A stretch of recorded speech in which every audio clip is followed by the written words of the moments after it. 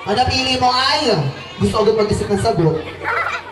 Ipapakita. Ano ang iyong ipapakita sa ating bride para ikaw ay kanyang sagutin? Ewan ko sa iyo kung anong gusto mo. Basta ano ha, yung hindi ako mawawala ng trabaho dito sa Mindoro ha. Ano yung ipapakita? Ano? Ano naman talong ha? Maliit, katamtamang talong. Malaking talong.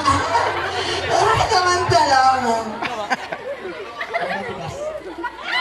Matigas na talong. Hindi masyadong mungkot.